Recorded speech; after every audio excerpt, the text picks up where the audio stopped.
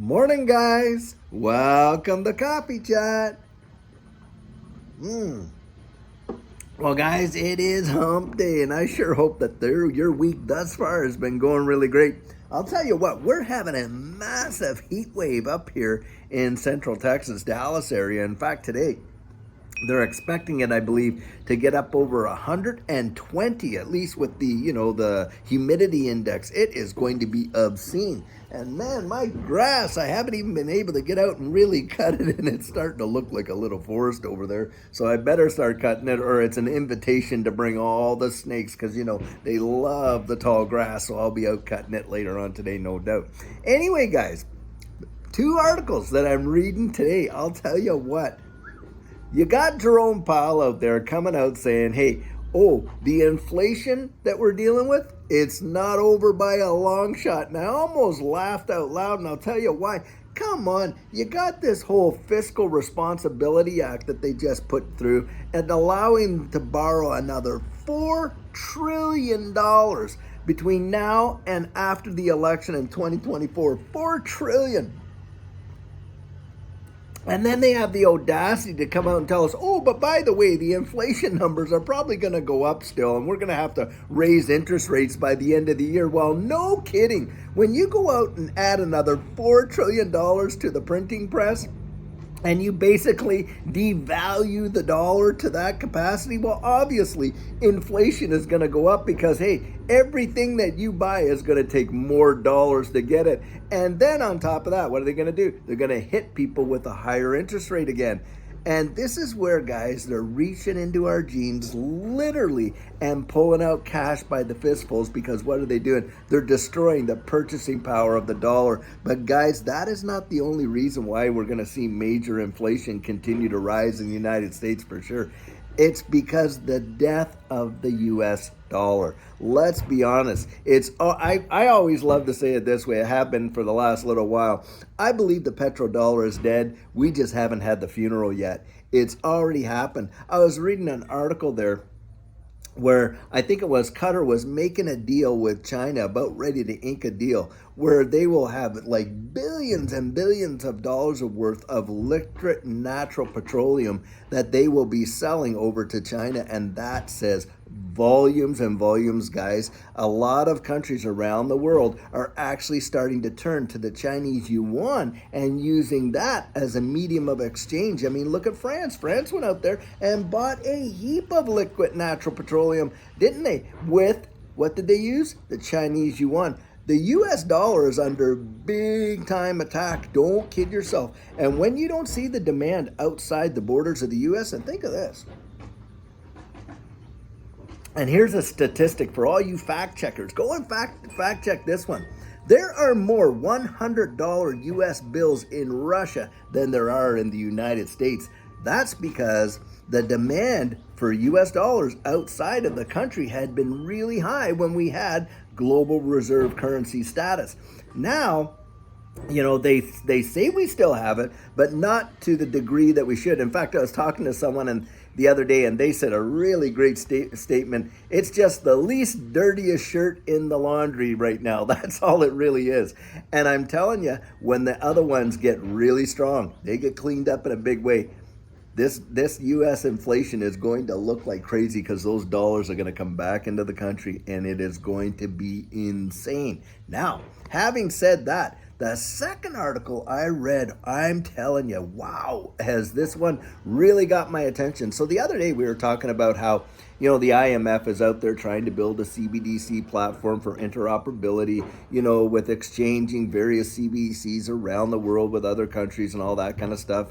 And in there, you literally can see Ripple written all over it, XRP written all over it.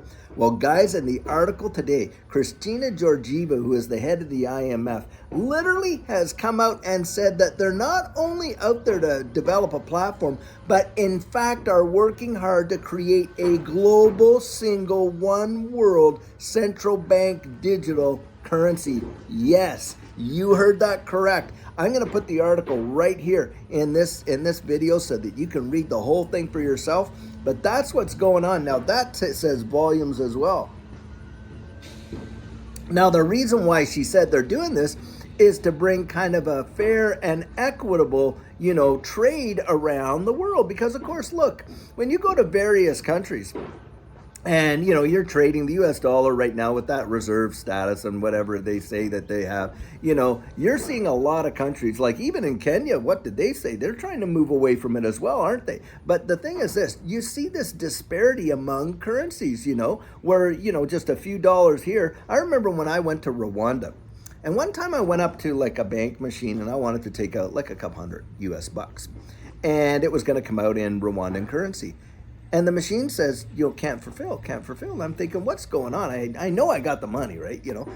What the deal was, guys, is it couldn't push out that many bills at one time. And so I had to lower it. And then the stacks and stacks of money that came out, the disparity, literally my pockets were bulging with cash because I had, a couple $100 worth of, if you valued it, it was $200 worth of US cash, but it was literally bulging in my pocket. It was obscene. And that's the thing, is they want to have a fair type of currency around the world with the central bank. So you could go anywhere on earth utilizing this currency being accepted in every country on earth, and you're not going to see these big massive disparities in exchanges, and you're going to see purchasing power and that pick up in a lot of these smaller countries.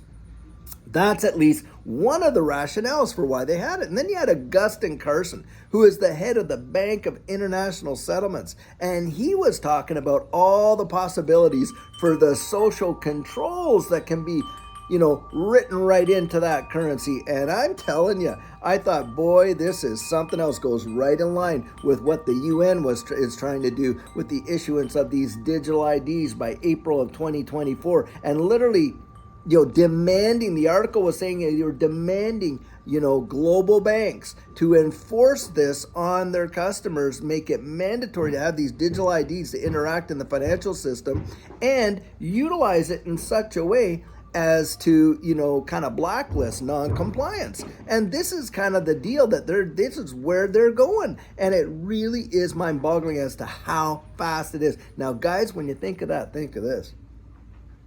Do you honestly believe that they're just coming up with it now and they, but they can implement it within less than 12 months?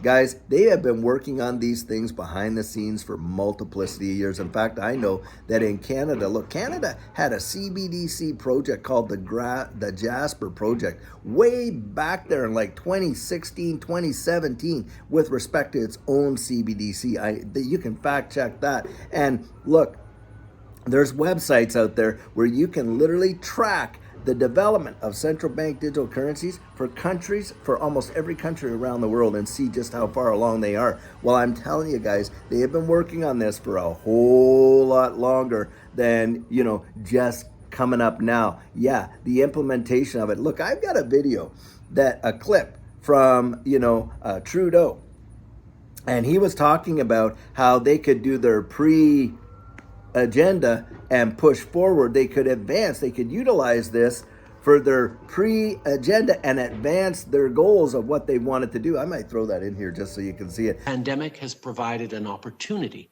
for a reset.